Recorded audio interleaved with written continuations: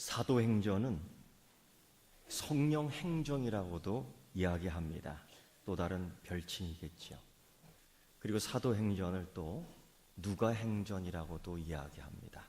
그만큼 이 사도행전에서는 여러 가지 이야기들이 나옵니다. 그 중에 가장 대표적인 것은 성령의 이야기, 성령 받은 사람, 성령 받은 교회의 역사들이 계속 보여주고 있습니다. 그럼 우리 생각에요, 성령 받은 교회는 어떤 교회의 모습을 가지고 있을까? 성령 받은 사람은 어떠한 사람일까? 각자의 상상이 있을 겁니다. 각자의 기준이 있을 겁니다. 그런데 가장 위험한 것은 각자의 기준이고 각자의 상상이에요.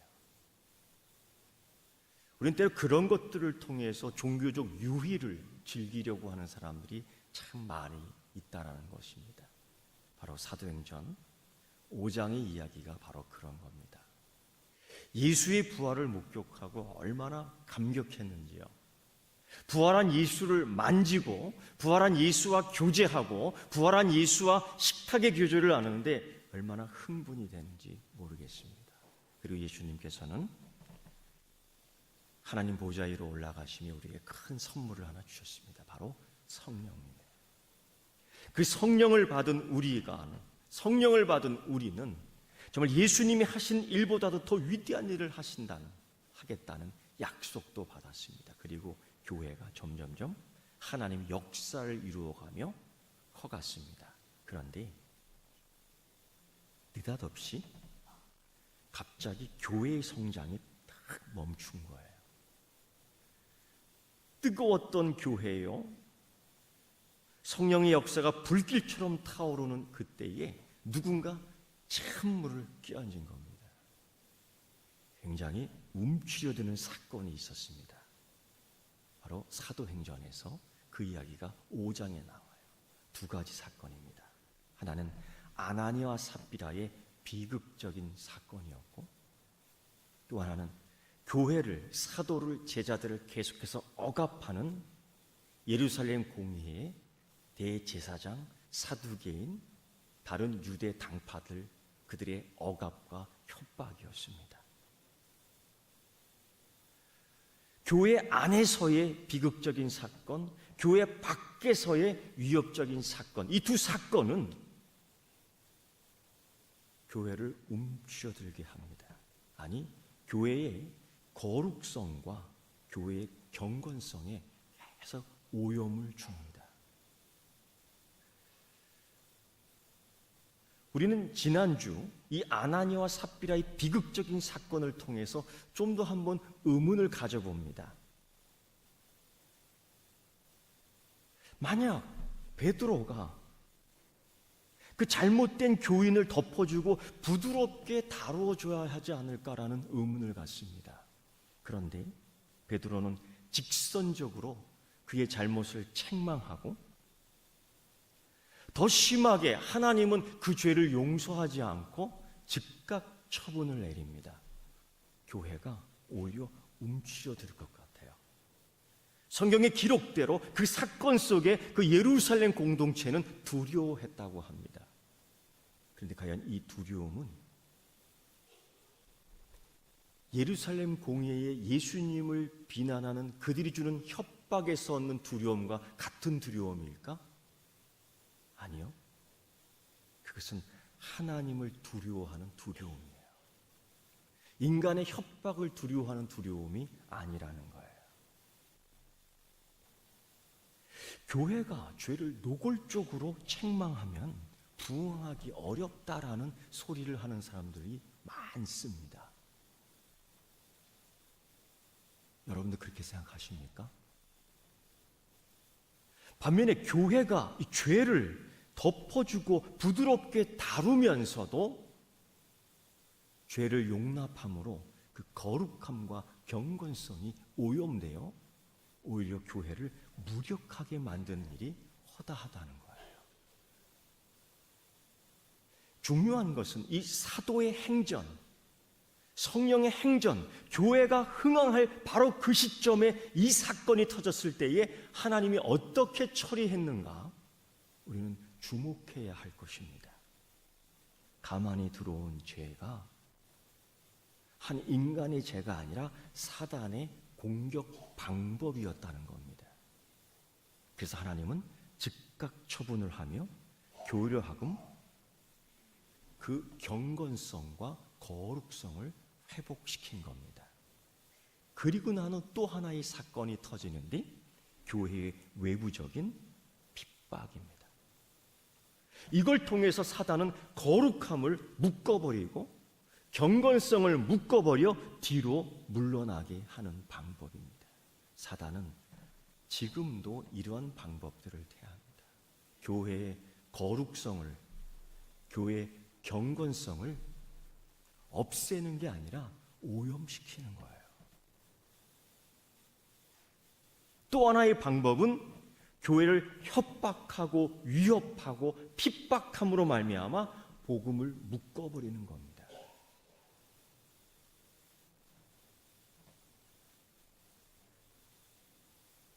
과연 이럴 때에 교회가 어떻게 했느냐라는 거죠.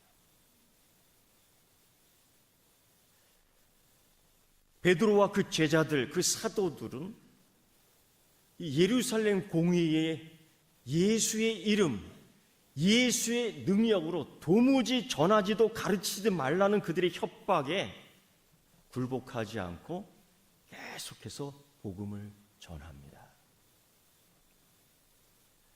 그때에 놀라운 일이 벌어져요. 그저 친분적 관계 속에서 몰래 전하는 게 아니라요. 너와 나와 아는 사이 속에서 이거 한번 믿어볼래가 아니고요. 우리 공개적인 장소 솔로몬 행각에서 예수의 이름을 전하고 예수의 능력을 전하는데 바로 전도를 한 겁니다.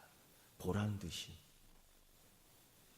나를 협박하는 그 바리새인들을 향해서, 나를 겁박하는 그 율법주의자들을 향해서 도무지 예수의 이름도, 도무지 예수의 능력도 그들에게 전하지 말라는 그들의 소리에 대항하여 보란 듯이 예수의 이름을, 예수의 능력을 증거하는 겁니다.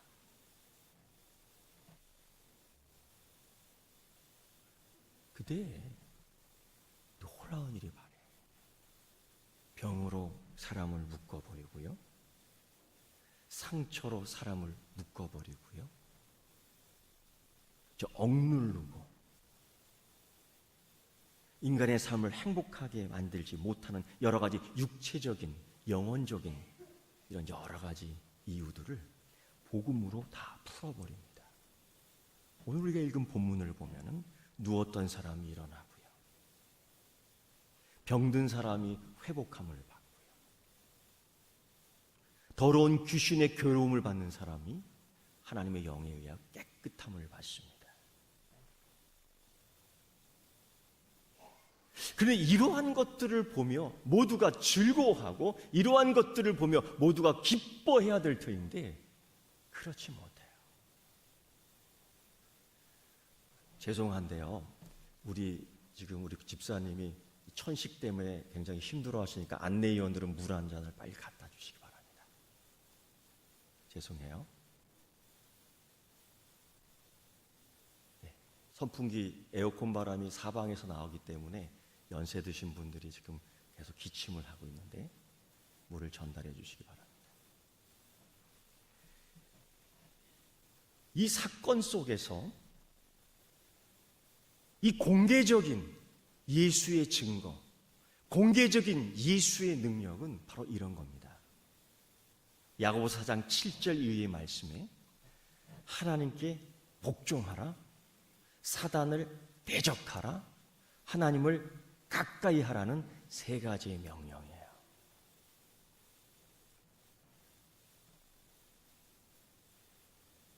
이 세 가지의 명령 가운데에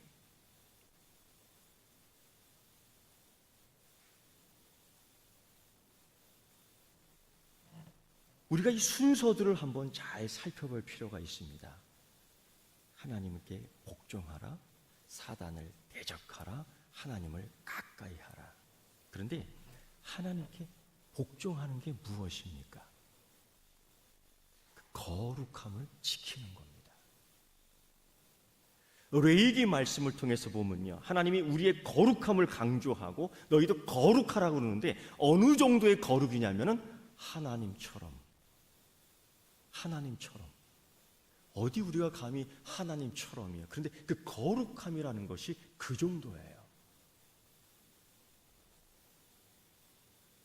그 거룩함을 지키는 것이 하나님의 명령입니다. 그래야지 교회가 그 거룩함으로 성장하는 거예요. 또 하나는요, 교회가 해야 될 일이 뭐냐? 사단을 대적하는 겁니다. 그래야지 교회가 전진해요. 그런데요, 그렇습니까? 우리는 매일 사단에게 주눅드는 경향이 있어요. 우린 사단을 피해갑니다. 우린 사단과 접촉하지 않으려고 합니다. 그런데요, 성경은 하나님께서는 이렇게 말씀하셔요. 사단을 대적하라. 그건 피해가는 길이 아니고요, 만나지 않기를 바라는 게 아니고요, 사단을 두려워하는 것도 아니고요, 대적하는 겁니다.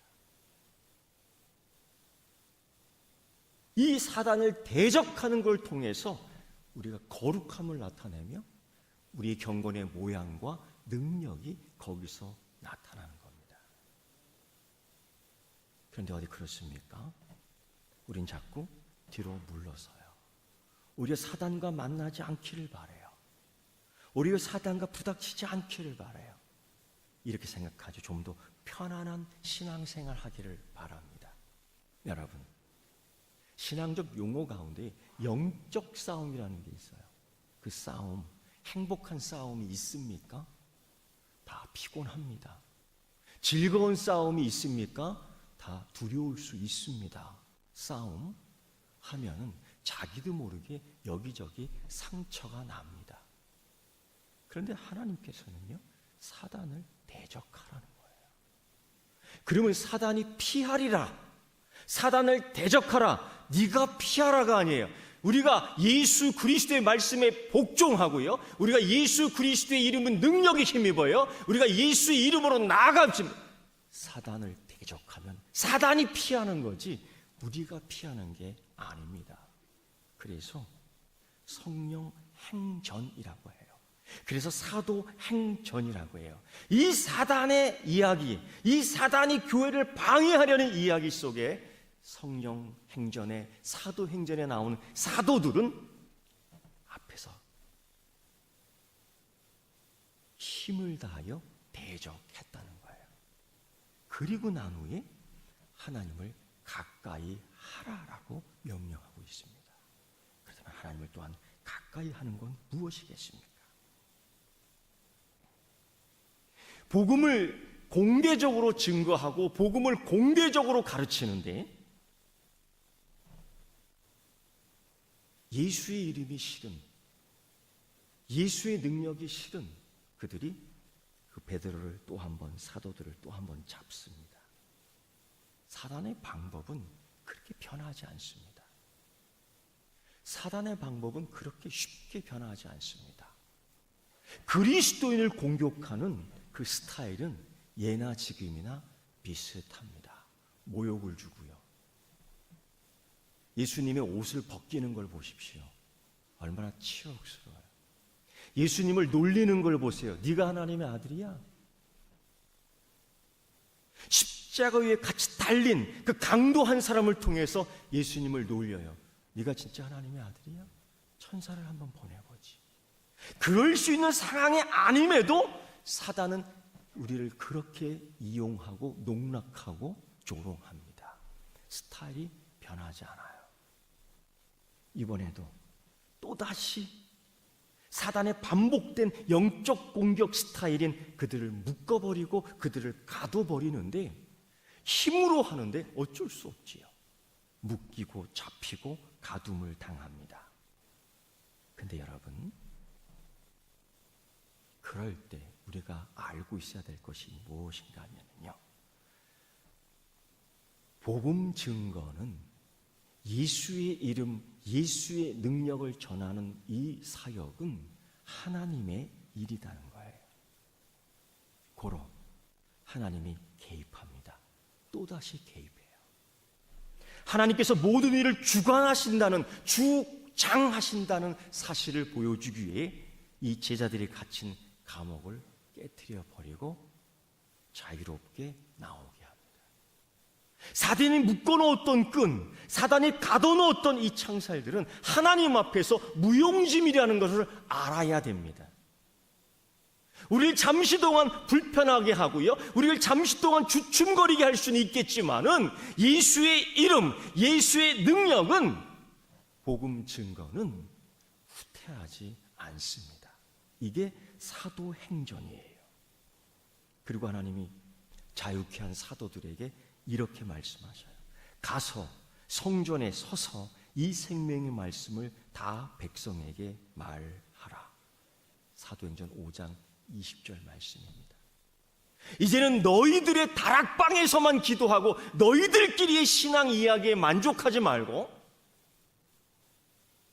이제는 솔로몬 행각이라는 그곳에서 많은 사람들에게 이야기할 수 있겠지만 이제 본격적으로 오히려 사단의 소굴로 들어가, 너희를 묶은 자들의 소굴로 들어가, 너희를 억압한 자들의 소굴로 들어가. 바로 그것이 성전이라는 거예요.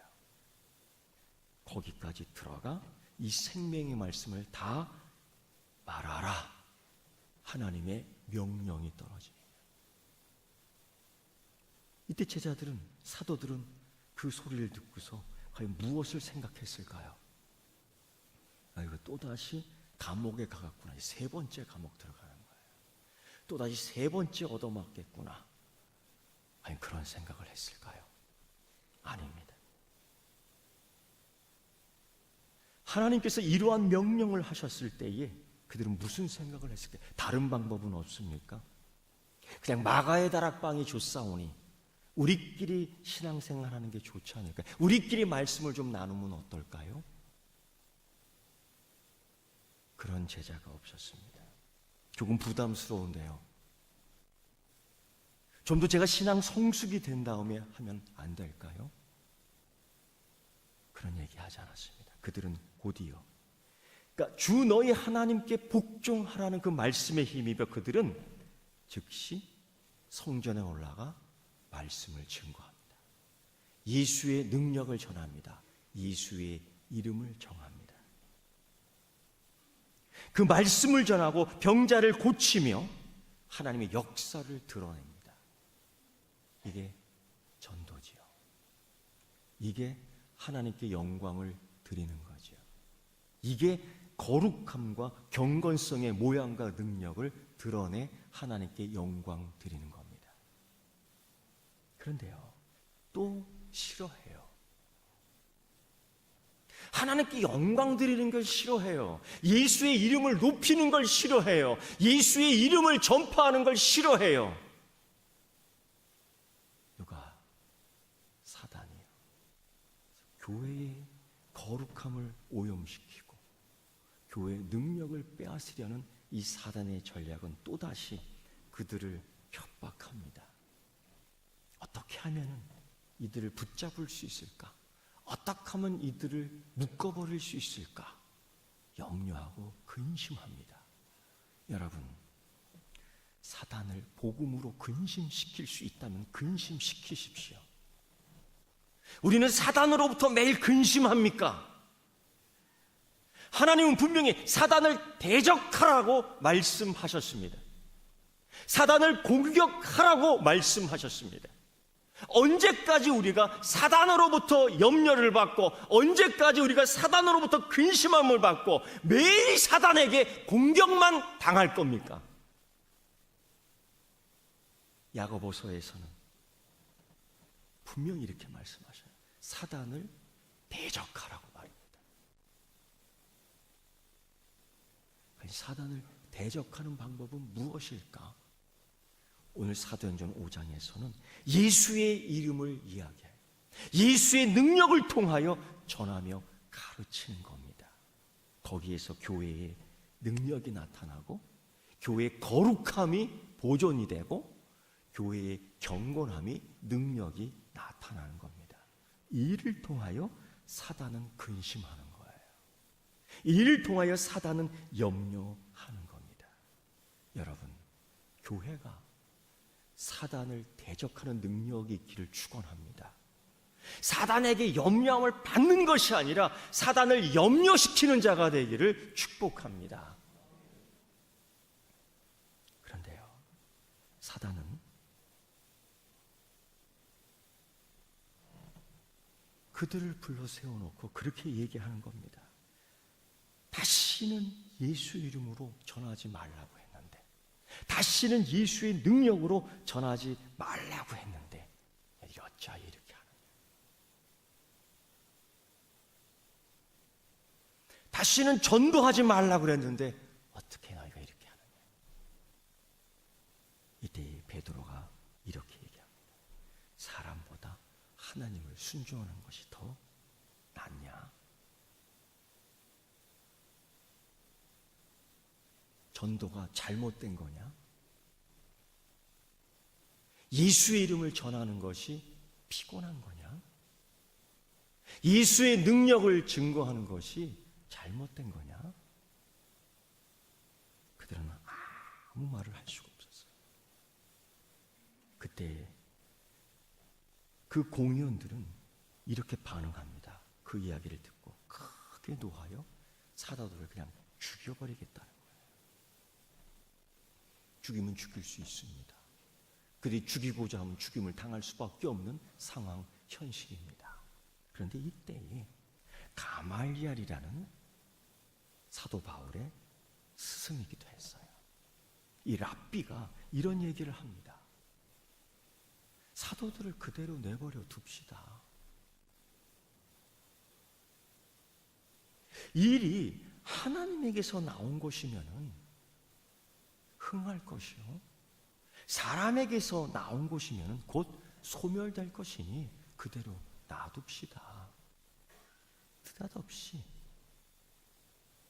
이런 의견을 제시함으로 말미암아 사도들이 목숨을 건질 수 있었습니다. 하나님이 그 사건을 주장하신 것이지요.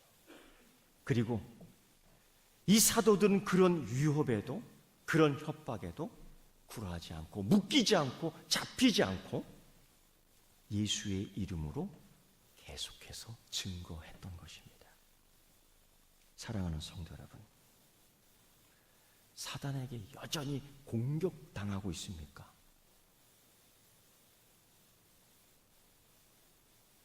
사단으로 하여금 거룩과 경건이 오염된다면 어떻게 하시겠습니까? 사단은 내 흥미로 하나님께 드리는 예배를 흐리게 한다는 경건성의 모양만 갖추게 한다면 어떻게 하시겠습니까? 사도행전의 이야기가 그 문제를 처리해 나가는 거예요. 사도행전의 이야기가 바로 그 문제를 어떻게 할 것인가 우리에게 교훈하는 것입니다. 여러분, 사단의 방법은 바뀌지 않습니다. 어떻게 하든지 여러분의 거룩함과 경건함을 오염시키고자 합니다. 어떻게 하든지 교회로 하여금 무력하게 만들려고 합니다. 이 모든 걸 이기는 방법이 무엇입니까? 사도들이 오늘 보여주었어요. 예수의 능력, 예수의 이름을 증거하는 겁니다. 그걸 통해서 교회가 거룩함과 경건성을 지킬 수 있었던 겁니다. 그들이 사단의 계략을 통하여 교회를 어지럽히고 사단의 계략을 통하여 교회를 흔들려고 했지만은 예수의 이름, 예수의 능력을 통한 그 거룩함과 경건함은 교회를 흥하게 했던 겁니다. 사랑하는 성도 여러분, 그 무엇보다도, 다른 어떤 것보다도 예수의 이름과 능력으로 거룩함과 경건성을 회복하십시오. 그게 회복입니다. 그 회복을 통해서 교회가 성장하는 겁니다. 다른 어떤 방법으로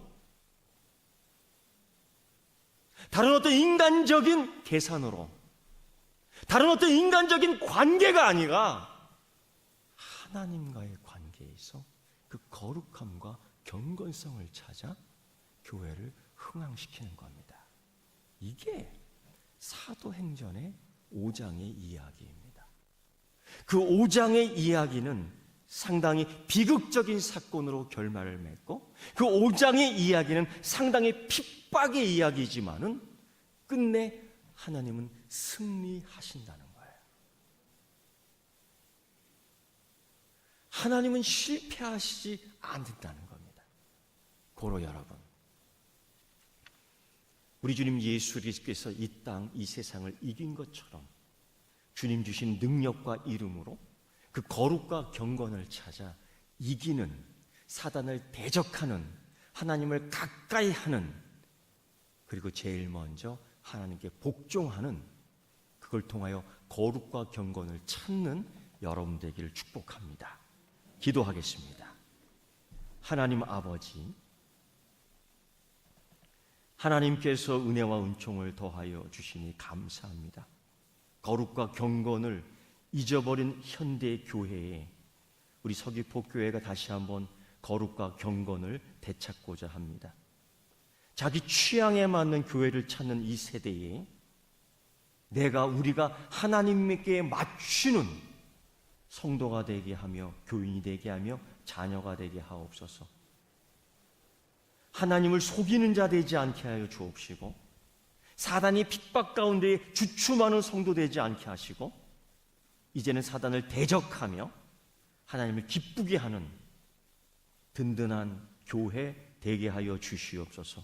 주여 하나님, 거룩한 백성을 모아주시고 경건한 백성을 모아주셔서 예수의 이름과 예수의 능력을 증거케 하여 주시옵소서. 예수님의 이름으로 기도드리옵나이다. 아멘.